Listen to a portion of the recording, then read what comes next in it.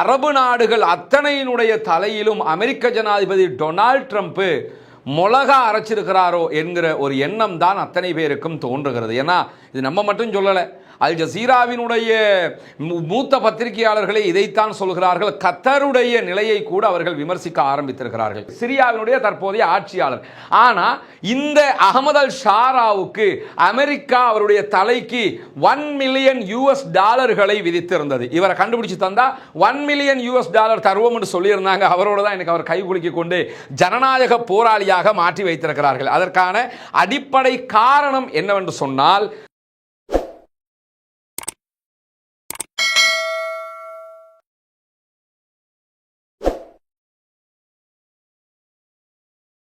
அன்பிற்கினிய சகோதர சகோதரிகளே, நம் அனைவர் மீதும் ஏக இறைவனுடைய அமைதியும் கருணையும் உண்டாகட்டுமாக என்கிற உயரிய பிரார்த்தனைகளோடு பாலஸ்தீனத்தினுடைய காசாவிலே என்னவெல்லாம் நடக்கிறது, அதையொட்டி சர்வதேச அரங்கத்திலே என்னவெல்லாம் நடக்கிறது என்கிற செய்திகளைத்தான் இன்றைக்கும் நாம் பார்க்க இருக்கிறோம். இன்றோடு பாலஸ்தீனம் மீதான இஸ்ரேலிய ஆக்கிரமிப்பு இராணுவத்தினுடைய தாக்குதல்கள் ஆரம்பித்து 586வது நாளாக இருக்கிறது. இந்த நிலையில் காசாவில் ஒரு பாரிய மாற்றம் வரும்.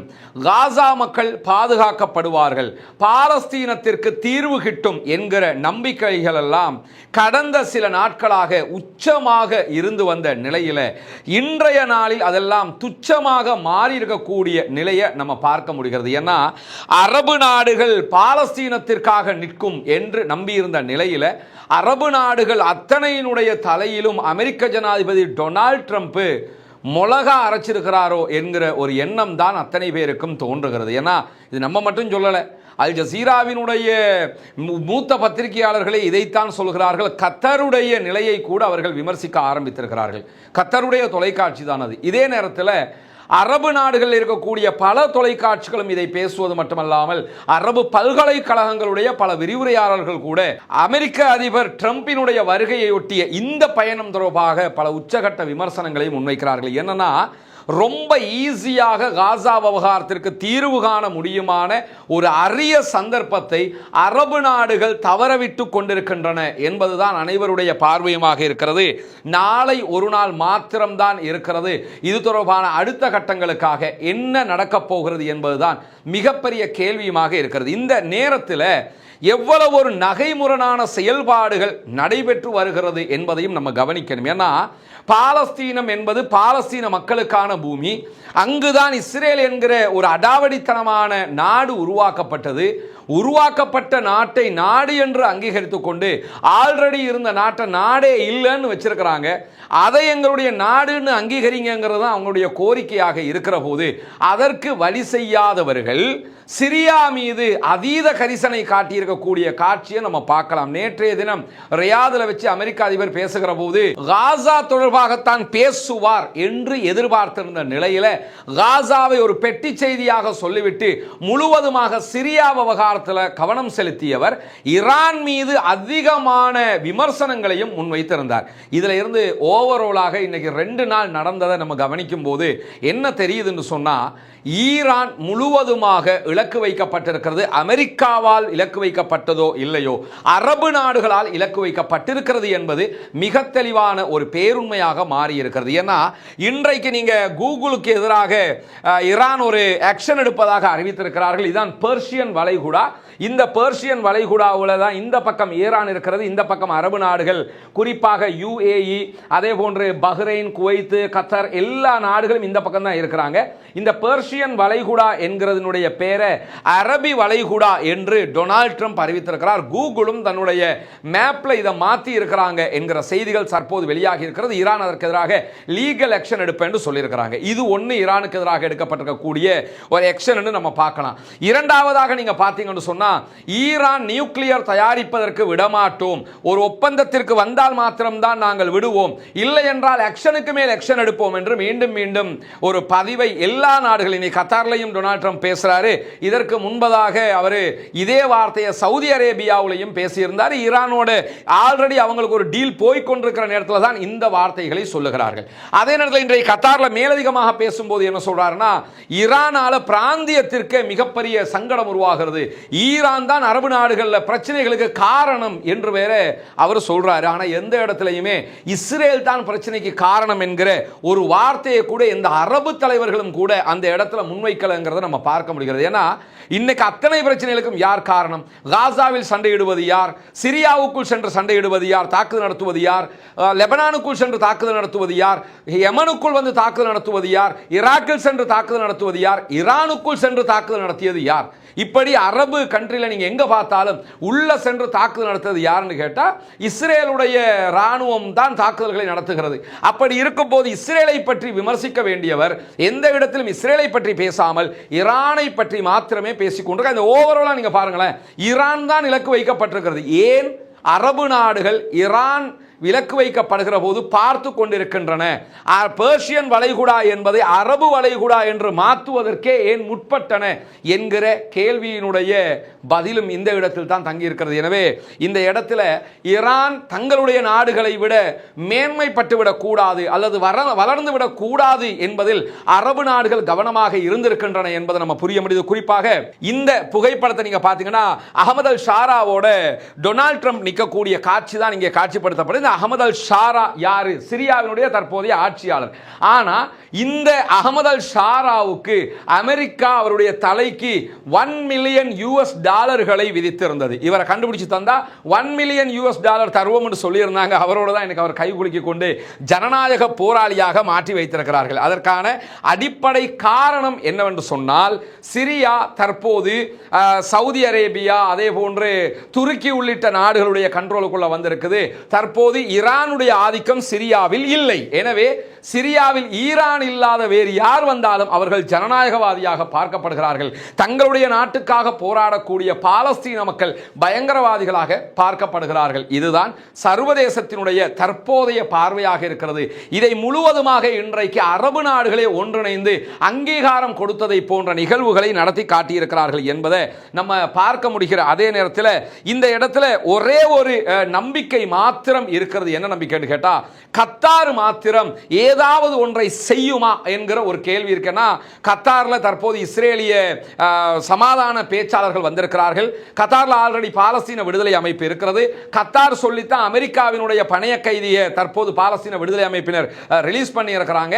இந்த நிலையில வெளிப்படையாக கத்தார் அதிபருக்கும் அமெரிக்க அதிபருக்கும் இடையில காசா தொடர்பான எந்த பேச்சுக்களும் இடம்பெறாவிட்டாலும் இரண்டு பேரும் மூடிய அறைக்குள் 2 மணி நேரங்களுக்கு மேலாக பேசினார்கள் என்கிற செய்தி வெளியாகி இருக்கிறது. அல் ஜசீராவை அதை கோடிட்டு காட்டியிருக்கிறாங்க.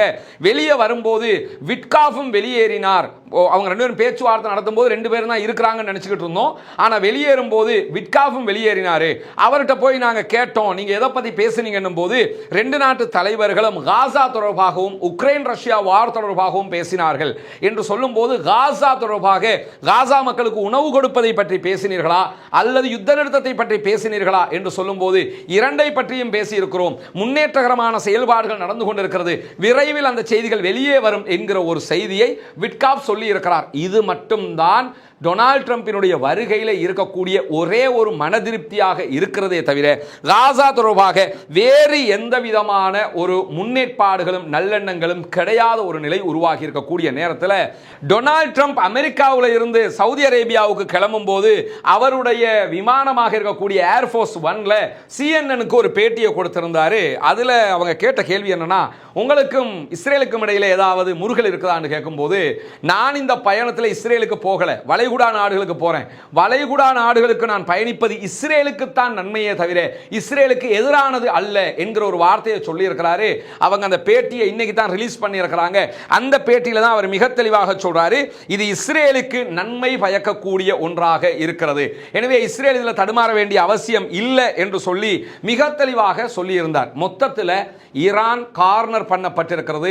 அரபு நாடுகள் முழுவதுமாக ஈரானை ஓரம் கட்டுகிற விவகாரத்தில் சிரியாவை காசாவை பத்தி பேசுவார்னு பார்த்தா முழுவதுமாக சிரியா சிரியா சிரியான்னு நின்னாரு. சிரியாவுக்கான முக்கியத்துவம் கொடுக்கப்பட்டது, ஈரான் எதிர்க்கப்பட்டது.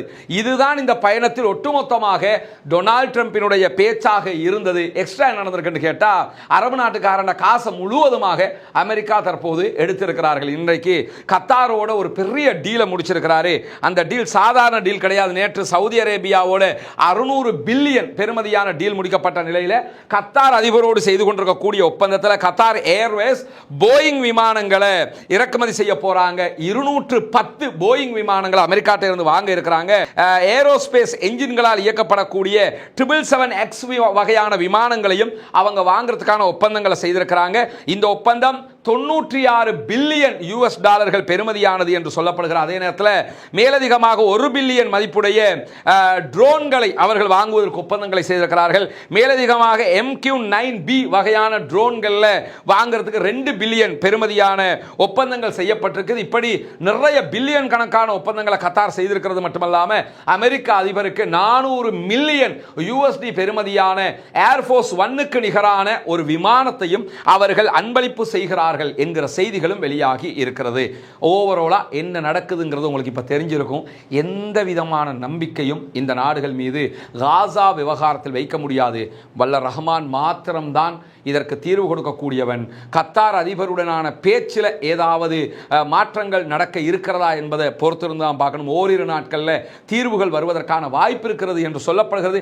அது வரும்போது பார்ப்போம். அது வரைக்கும் நம்ம எந்த எதிர்பார்ப்பையும் வைக்க முடியாது என்கிற நிலையில் அன்பிற்கினிய சகோதர சகோதரிகளே, நமக்கெல்லாம் தெரியும் புனிதமிக்க ரமலானுடைய மாதத்தில் இருந்து இலங்கையினுடைய கிழக்கு மாகாணம் பொத்துவில் பகுதிகளில் இஸ்லாத்தை ஏற்றுக்கொண்ட சகோதர சகோதரிகளுக்கான ஒரு 14 வீடுகளை அமைக்கிற வீட்டு திட்டத்தை நம்ம முன்னெடுத்து வரோம். அதில் முதல் கட்டமாக 5 வீடுகள் கட்டி முடிக்கப்படுகிற ஒரு நிலையை நம்ம பார்க்குறோம். அது தொடர்பான விரிவான வீடியோ ஒன்றையும் கடந்த நாட்களில் நம்ம ஒளிபரப்பியிருந்ததை நீங்கள் பார்ப்பீங்க. தற்போது அதனுடைய நிலைமைகள் எப்படி இருக்குங்கிறத நீங்கள் முன்னாடி பார்க்குறீங்க. வயரிங் வேலைகளை செஞ்சுக்கிட்டு இருக்கிறாங்க. இன்ஷா அல்லாஹ் இன்னும் ஒரு குறிப்பிட்ட நாட்களுக்குள்ளாக இது முடிவுக்கு வந்துவிடும். அதைத் தொடர்ந்து மற்ற வீடுகளை கட்டுகிற அடுத்த கட்ட பணிகளையும் நம்ம ஆரம்பிக்க வேண்டிய கட்டாயம் இருக்கிறது. எனவே இந்த உதவிகள் எல்லாம் நீங்கள் தரக்கூடிய பொருளாதார உதவியை கொண்டுதான் நம்ம செஞ்சுக்கிட்டு இருக்கிறோம். அங்கே இருக்கக்கூடிய நம்முடைய சகோதரர்கள் முழுமையாக இதனை முன்னின்று செயல்படுத்தி வருகிறார்கள். அல்லாஹ்வுடைய அருளால மிகச்சிறப்பான ஒரு பணியாக இது நடைபெற்று வருவதை நீங்கள் எல்லாம் பார்க்குறீங்க. எனவே தொடர்ந்தும் இதற்கான உங்களுடைய உதவிகளை நாங்கள் எதிர்பார்க்கிறோம். உங்களுடைய தான தர்மங்களை முன்னால் தெரிகிற நம்முடைய வங்கி கணக்கிலக்கத்திற்கு நீங்கள் வைப்பு செய்ய முடியும். அந்த வங்கி கணக்கிலக்கத்திற்கு வைப்பு செய்ய முடியாதவர்கள் முன்னால் தெரிகிற வாட்ஸ்அப் மற்றும் தொலைபேசி இலக்கத்திற்கு எங்களை தொடர்பு கொண்டு உங்களால் முடிந்த உதவிகளை எப்படி அனுப்புவது என்கிற விவரங்களை தெரிந்து கொண்டு அதற்கு நீங்கள் அனுப்பி உதவ முடியும். எனவே இந்த செயல் திட்டம் என்பது சதகத்துல் ஜாரியா, நிலையான தர்மமாக நாளை மறுமையிலே உங்களுக்கு பலனளிக்கக்கூடிய விவகாரமாக இருக்கிறது. இதற்காக உதவ விரும்புகிற சகோதரர்கள் தாராளமாக வாரி வழங்குமாறு அன்பாக கேட்டுக்கொள்கிறோம். இன்றைக்கு விடியற்காலையிலிருந்து டொனால்ட் ட்ரம்ப் கத்தார்ல இருக்கிற நேரத்திலேயே கிட்டத்தட்ட 80 அப்பாவிகள் கொல்லப்பட்டிருக்கிறார்கள். காசாவில் ஷஹீதாகி இருக்கிறார்கள். இஸ்ரேல் பயங்கரமான தாக்குதல்களை டொனால்ட் ட்ரம்ப் இருக்கிற போதே நடத்தி கொண்டிருக்கிறார்கள். எந்த விதமான மாற்றமும் வரவில்லை. தாக்குதல் அதிகரித்திருக்கிறது என்கிற நிலையில இந்த தாக்குதல்களால் எந்த வெற்றியையும் அடைய முடியாது என்று இன்றைக்கு பாலஸ்தீன விடுதலை அமைப்பு அறிக்கை வெளியிட்டிருக்கிறது. காசாவில் இருக்கக்கூடிய அல்ஷிஃபா மருத்துவமனை, அதே போன்று 4 பாடசாலை கட்டிடங்களில் இருந்து உடனடியாக மக்கள் வெளியேற வேண்டும், அந்த இடங்களுக்கு அட்டாக் பண்ண போறோம்ங்கிற அறிவிப்பையும் சற்று நேரத்துக்கு முன்பதாக இஸ்ரேலிய ஆக்கிரமிப்பு ராணுவம் வெளியிட்டிருக்கக்கூடிய செய்தியில நம்ம பார்க்க முடிகிற அதே நேரத்தில் காசாவில் இருந்து பணைய கைதிகள் விடுவிக்கப்பட வேண்டும், அதே போன்று பாலஸ்தீனத்துக்கும் இஸ்ரேலுக்கும் இடையிலான ஒரு சமாதான ஒப்பந்தத்தை கொண்டு வர வேண்டும் என்பதற்கான பேச்சுக்கள் தோஹா கத்தாரில் ஆரம்பிக்கப்பட்டிருப்பதாகவும் மறைமுகமாக இந்த பேச்சுவார்த்தைகளில் பாலஸ்தீன விடுதலை அமைப்பு கலந்து கொள்கிறது, நேரடியாக இதுவரை கலந்து கொள்ளவில்லை என்கிற செய்திகளும் வெளியாகி இருக்கக்கூடிய நேரத்தில் இன்றைக்கு பிரான்சினுடைய அதிபர் மெக்ரானுக்கும் இஸ்ரேலுடைய பிரதமர் பெஞ்சமின் நெத்தன்யாஹுக்கும் இடையிலான ஒரு முறுகல் பேச்சுவார்த்தை நடைபெற்றிருக்குன்னா, இன்னைக்கு மெக்ரான் நமக்கு தெரியும் ஜூன் மாதம் எதிர்வருகிற மாதம் பாலஸ்தீனத்தை தனி நாடாக பிரான்ஸ் அங்கீகரிக்கும் என்று அறிவிச்சிருக்கிறாரு. அப்படி பிரான்ஸ் பாலஸ்தீனத்தை தனி நாடாக அங்கீகரிக்கமாக இருந்தால் ஐநாவினுடைய பாதுகாப்பு கவுன்சில், செக்யூரிட்டி கவுன்சில் இருக்கக்கூடிய வீட்டோ பவர் கொண்ட 5 நாடுகளில் பாலஸ்தீனத்தை தனிநாடாக அங்கீகரிக்கிற முதல் நாடாக மெக்ரானுடைய பிரான்ஸ் தான் மாறும் என்கிற ஒரு நிலை இருக்கும்போது, அந்த அறிவிப்பு வந்ததிலிருந்து இஸ்ரேலுக்கும் பிரான்ஸுக்கும் இடையில நிறைய கருத்து வேறுபாடுகள் வந்து கொண்டே இருக்கிற போதுதான் இன்றைக்கு பாலஸ்தீன தொடர்பாக அறிக்கை வெளியிட்டிருக்கக்கூடிய இஸ்ரேலிய பிரதமர் பெஞ்சமின் நெத்தன்யாகு என்ன சொல்றாருன்னா, மெக்ரான் பாலஸ்தீனத்தினுடைய விடுதலை போராட்ட அமைப்போடு தான் நிற்கிறார், அவர் பயங்கரவாதிகளோடு நிற்கிறார், ஜனநாயகவாதிகளோடு இல்லை என்கிற ஒரு காட்டமான அறிக்கையை வெளியிட்டிருக்கிறார். இதற்கு காரணம் என்னன்னு சொன்னா, இன்றைக்கு மெக்ரான் வெளியிட்டிருக்கக்கூடிய அறிக்கையில் காசாவில் இஸ்ரேல் செய்து வரக்கூடிய செயல்பாடுகள் மிக மிக வெட்கக்கேடானது என்று ஒரு அறிக்கை வெளியிட்டிருந்தார். எனவே மெக்ரானுடைய நிலைப்பாடு மிக தெளிவாக இருக்கிறது. அந்த நிலைப்பாட்டில் அவர் இருக்கிறதுனால தான் இப்படியான விமர்சனங்களை மெக்ரான் எதிர்கொள்கிறார். உண்மையிலே மெக்ரானுடைய இந்த அண்மைய கால நிகழ்வுகள் கொஞ்சம் வித்தியாசமாக இருக்கக்கூடிய நேரத்தில் நேற்று மாத்திரம் ஐரோப்பிய மருத்துவமனை வளாகத்தில் கான் யூனிஸ் பகுதிகளில் 46 பங்கர் பஸ்டர் பாம்களை இஸ்ரேல் வீசி இருக்கிறது. கிட்டத்தட்ட 2000 பாம் குண்டுகளை அமெரிக்கா கொடுத்திருக்கிறாங்க. அதில் 46 குண்டுகளை ஒரே நேரத்தில் அவர்கள் வீசி இருக்கிறார்கள் என்கிற செய்திகள் வெளியாகி இருக்கிறது. பாலஸ்தீன விடுதலை அமைப்பினுடைய முன்னாள் தளபதியாக செயல்பட்ட யஹ்யா சின்வாருடைய சகோதரர் இந்நாள் தளபதியாக செயல்படக்கூடிய முகமது சின்வார் அவர்களை இலக்கு வைத்து தான் தாக்குதல் நடத்தப்பட்டதாக சொல்லப்பட்டது. ஆனால் இதுவரைக்கும் முகமது சின்வார் கொல்லப்பட்டதாக எந்த செய்தியும் உறுதிப்படுத்தப்படவில்லை. அவர் உயிரோடு தான் இருக்க வேண்டும் என்கிற நிலைதான் தொடர்கிறது. பாலஸ்தீன விடுதலை அமைப்பு இது தொடர்பான எந்த செய்திகளையும் வெளியிடல என்கிறதையும் நம்ம பார்க்க முடிகிற அதே நேரம் இன்றைக்கு ரஃபா பகுதிகளில் ஆக்கிரமிப்பு இஸ்ரேலிய ராணுவத்திற்கு எதிரான தாக்குதல்களை நடத்தி இருக்கிறது பாலஸ்தீன விடுதலை அமைப்பு. அது தொடர்பான வீடியோக்களை இன்றைக்கு அல் ஜசீராவும் ஒளிபரப்பி இருக்கிறார்கள். ரஃபாவில் ஒரு வீட்டுக்குள்ள நுழைந்த இஸ்ரேலிய ஆக்கிரமிப்பு ராணுவத்திற்கு எதிராகத்தான் இந்த உக்கிரமான தாக்குதல் நடத்தப்பட்டிருக்கிறது. ஹெலிகாப்டர்ல வந்து பிணங்களை அள்ளிக்கொண்டு சென்றிருக்கிறார்கள் என்கிற செய்திகளும் வெளியாகி இருக்கக்கூடிய நேரத்தில் டொனால்ட் ட்ரம்ப் இன்றைக்கு கத்தரிலே இருந்து கொண்டிருக்கக்கூடிய நேரத்தில் இஸ்ரேலுக்கு எதிராக 3 சூப்பர்சோனிக் பாலிஸ்டிக் ஏவுகணை தாக்குதல்களை நடத்தி இருக்கிறது யமன்ல இருக்கக்கூடிய ஹூதிகளுடைய படைப்பிரிவு என்கிற செய்திகள் வெளியாகி இருக்கிறது. டொனால்ட் ட்ரம்ப் இருக்கும் போதே நேத்தும் அவங்க தாக்குதல் நடத்தினாங்க, இன்றைக்கும் அவர்கள் தாக்குதல்களை நடத்தி இருக்கிறார்கள் என்கிற செய்திகளும் வெளியாகி இருக்கக்கூடிய நேரத்தில் ஈரான் இன்றைக்கு அமெரிக்காவுக்கு ஒரு பதிலடியை வழங்கி இருக்கிறது. குறிப்பாக ஈரான் மீது தொடர்ந்து குற்றச்சாட்டுக்களை அமெரிக்க ஜனாதிபதி முன்வைத்து வருகிறார். ஆனால் இஸ்ரேல் விஷயத்தில் கண்மூடித்தனமாக இருக்கிறார். எனவே ஈரான் பிராந்தியத்துக்கு எந்த அச்சுறுத்தலும் விடுக்கவில்லை, இஸ்ரேல் தான் முழுவதும் அச்சுறுத்தலாக இருக்கிறது என்று போட்டு உடைத்திருக்கிறது ஈரான் என்கிற செய்தி வெளியாகி இருக்கு. ஈரானுடைய வெளிவிவகார அமைச்சர் அப்பாஸ் ஆராக்சி அவர்கள் இந்த அறிவிப்பை விடுத்திருக்கக்கூடிய நேரத்தில் தான் இந்த செய்திகள் எல்லாம் வெளியாகி கொண்டிருக்கிறது. எனவே நம்ம இதுவரை எதிர்பார்த்த எந்த சம்பவங்களும் காசா தொடர்பில் இடம்பெறவில்லை என்பதை பார்க்க முடிகிறது. ஏற்கனவே நம்ம சொன்ன மாதிரி 2 விவகாரங்கள் தான் இங்கே நடந்திருக்குது. அரபு நாடுகள்கிட்ட இருந்து ட்ரில்லியன் கணக்கான பணங்களை முதலீடாக பெற்றுக்கொண்டு செல்கிறார் அமெரிக்க அதிபர். அதே நேரத்தில் முழுவதுமாக ஒரு திட்டமிட்டு ஈரான் கார்னர் செய்யப்பட்டிருக்கிறது. இறுதி நம்பிக்கையாக காசா விவகாரத்தில் அவர்கள் மாத்திரம்தான் செயல்பட்டு வருகிறார் என்கிறது நமக்கு தெரியும். யமனில் இருக்கக்கூடிய ஹூத்திகள் தாக்குதல்களை நடத்தி வருகிறார்கள். அவர்களும் ஈரானுடைய ஆதரவு பெற்றவர்கள். அதே நேரத்தில் ஹெஸ்புல்லாக்கள் சைலண்ட் பண்ணப்பட்டிருக்கிறாங்க. அதற்கான அடிப்படை காரணமாக இருப்பதுன்னா சிரியா கண்ட்ரோலுக்கு வந்ததுனால, ஆட்சி மாற்றம் இடம்பெற்றிருக்கிறதுனால சிரியா வழியாகத்தான் அவங்களுக்கு தேவையான ஆயுதங்கள் எல்லாம் கொண்டு வரப்பட்டது. எனவே இப்பொழுது ஆயுத சப்ளை குறைக்கப்பட்டிருக்கு அல்லது நிறுத்தப்பட்டிருக்குங்கிறதுனால அடுத்த கட்டம் அவர்கள் தாக்குதல்களை முன்னெடுப்பதில் தாமதித்துக் கொண்டிருக்கிறார்கள் என்பதையும் அறிய முடிகிறது. எனவே இந்த சிச்சுவேஷனுக்குள்ள அடுத்ததாக பாலஸ்தீனத்தில் என்ன நடக்கப் போகிறது என்பது ஒரு மல்டி மில்லியன் கேள்வியாக இருக்கிறது. பாலஸ்தீன விடுதலை இராணுவத்தை சேர்ந்தவர்கள் அமெரிக்கரை விடுதலை செய்திருக்கிறார்கள். அதையொட்டி இந்த சமாதான முன்னெடுப்புகள் கொண்டு வரப்பட்டு சமாதானம் கொண்டு வரப்பட்டால் கண்டிப்பாக பாலஸ்தீன மக்களுக்கு அது ஒரு விமோசனமாக இருக்கும். பொறுத்திருந்து பார்ப்போம் ஓரிரு நாட்களுக்குள்ளாக என்ன நடக்கப் போகிறது என்பது. ஆனால் இஸ்ரேல் தாக்குதல்களை அதிகரித்துக் கொண்டே வருகிறது.